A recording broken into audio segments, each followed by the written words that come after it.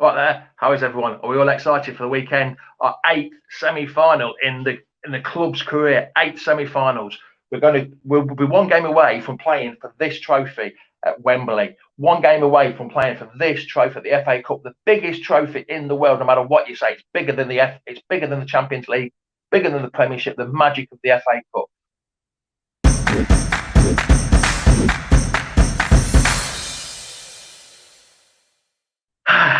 What I'm going to do now is just review the semi-finals we've been in over the past years. The first final we were in was back in 1934. 1934. What a long time that was. Against Portsmouth. We played them at St Andrews on the 17th of March. Not only was it a huge game for Leicester at that time of the club's career, there was also a unique feature that three brothers would play in the same game. One for Leicester and two for Portsmouth. Seb Smith in the middle, and then we had Willie and Jack playing for Portsmouth. I'm not sure which one Willie and Jack are, but Seb Smith is the one in the middle for Leicester in the dark shirts. To overcome a colour clash, Leicester had to play in white shirts and black shorts, leaving nothing to chance. They decided to train in them Thursday night and then go and wash them and then play in them on the Saturday. But the training before consisted of shooting, running up and down Old John, playing golf at Kermoxlow Golf Club, my old golf club, and table tennis as well. Strange kind of warm up that is for the pre-training before the final. Strange. Well, they went to the game in the morning of the game, like I said, at St Andrews. There was 66,500 people there. Unfortunately, after the first 22 minutes, Portsmouth were 2-0 up. Arthur Lockhead pulled one back just before half time, but then Portsmouth scored two more in the next 5 minutes, and that was it. Game, set, and match. But despite losing, Seb Smith was singled out by the press, which reported that Seb Smith was second to none in the match as a polished performance. Seb Smith went on to play quite a few games for England. He also played a lot of games for Leicester as well. The next game was 15 years later. 15 years later, against Portsmouth again on March the 26th, 1949, where there was a huge crowds again, 62,000. You can see it, all the crowds loving every moment of it. They were there, they were up, the supporting. Can you imagine being crammed in like that? This time, it was a bit of a better performance for Leicester. We actually beat 3-1. This was a huge performance because Portsmouth were going to land the first League and Cup double since 1897. And the odds was unbelievable. It really was. Leicester side were in 20th possession, struggling with relegation. The average age of the team, the Leicester team, was 24 back then. And the bookies had put them as 400 to 1 outsiders. 400 to 1 outsiders. So even then, we were big odds. We had 5,000 to 1 now. 400 to 1 back then was humongous odds. Humongous odds. And if it, like I say, we went on to win 3-1 in front of a 62,000 crowd, with Don Revie scoring twice, the future England manager and future Leeds manager scoring twice, and Ken Chisholm scoring the second one, scoring the other one. So that was 1949, which unfortunately we got to a first final and went on to lose to Wolves, which was such a shame. I mean, we had to go down to Highbury to play the semi-final. So we had to go to London to play the semi-final and then London again in the final a month or so later. So that was the first final we lost in 1949. Then we go to 1961. This was a bit of an epic battle. We actually played them at Ellen Road first, a dour 0-0. Then we played them at Notts Forest Ground, the City Ground, another 0-0. Then we played them again at St Andrews. So we went back to St Andrews again, where we won 2-0 through goals through Ken Lee and Howard Riley. You'll see here Gordon Banks collecting the ball from a Sheffield United attack. Skipper of the day leading them out at St Andrews. There's the programme. I don't think this is the programme. This is a souvenir brochure. Oh, where we go. Souvenir brochure to celebrate Leicester getting there. And then the fans jumping for joy in the 61 Cup final. So we actually made it to our second Cup final in 69 with a win against Sheffield United. I mean, like I said, 133,000 on aggregate went to see them 3 games. That's a huge amount of fans. That is absolutely huge amount of fans. But then we went on to the final and lost to Spurs, who went on to do the double in 1961, unfortunately.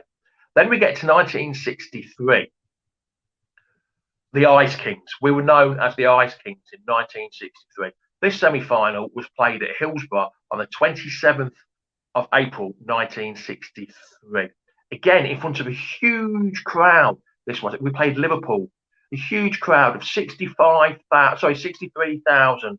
There were some epic battles. Ian St. John, Frank McClintock. There's Banksy saving from Ian St. John. Another one from the game. I think that's Rodriguez. Somebody will have to change it. No, that's David Gibson. Sorry, trying to score. We went on to score through a Mike Stringfellow goal. We went on to win 1-0 in that semi-final, and we made it to another final against Man United in '63. And unfortunately, we were red hot favourites for that final. Red hot favourites for that trophy. That's what we were, red hot favourites for that trophy. But no, somehow, and they were struggling with relegation. Man U beat us 3-1 in the final, unfortunately. So yet another final. Then we go on to 1969. This is the fourth and last final we got to. But the semi-final, we played West Brom in the semi-final. And it was... we played at Hillsborough again.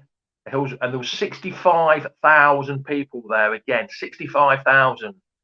Alan Clark scored the winning goal with 4 minutes to go. But special mention has to go to Shilton, Rodriguez, Schoberg, Crossness, and Bobby Roberts. All backed up by Shilton, defended absolutely superb. Then it was Alan Clark's goal 4 minutes from time that actually made the fans, made the players jump for joy, celebrate, over the moon to get to their fourth final, the third final in the 60s. A bit like what we were in the playoffs. We made them playoffs 4 times in the 90s. They made it to the FA Cup final 3 times in the 60s, which was huge for the club. Absolutely huge. But unfortunately, again, we went on to lose the final 1-0 to Man City. Again, we were that close to the trophy, but we couldn't get it. We were in touching distance of it, but couldn't quite get to the trophy. Again, then we moved on to 1974.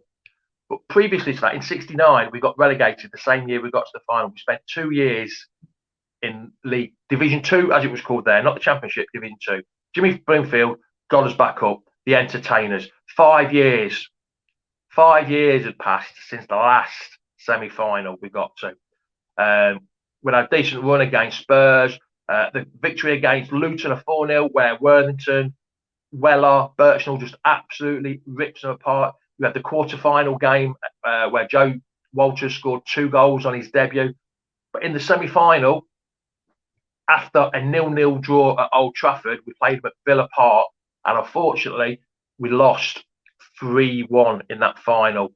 Stevie Earle had a good game. Joe Walters made his mark there. Ray Clemens, with Phil Thompson and Emin Hughes just making sure any mistakes.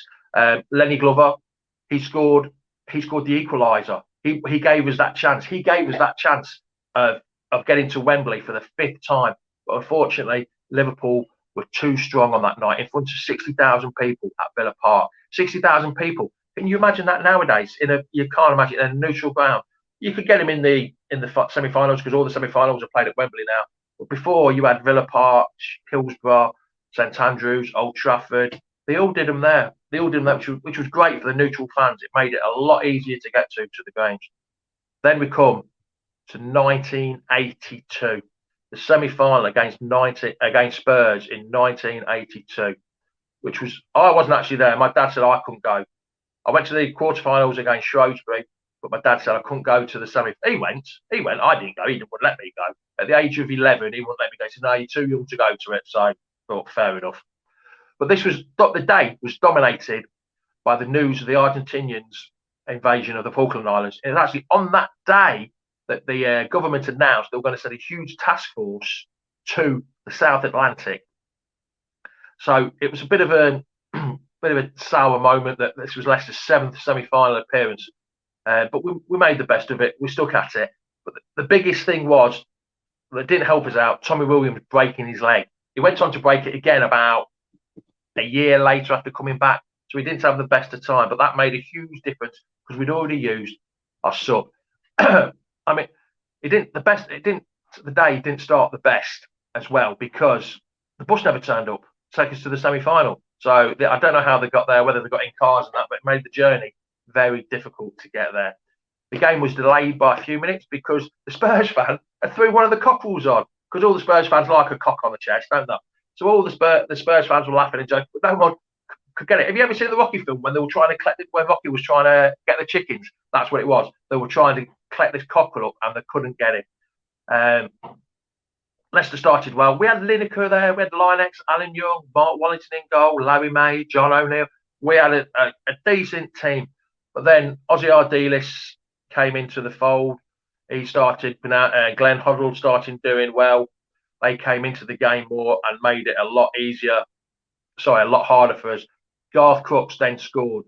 Absolute fantastic goal. Mark Wallington didn't stand a chance.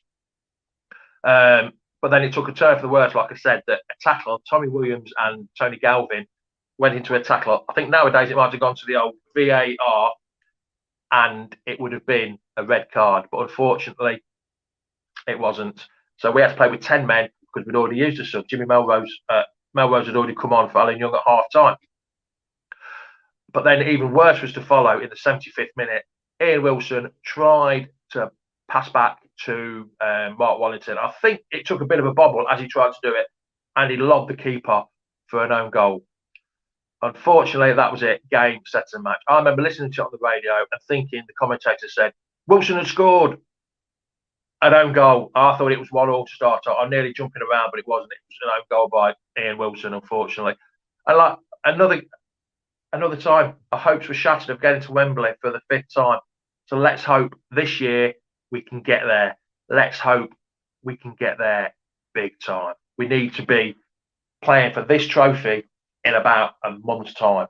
So literally, all I've got to say now is thank you for watching.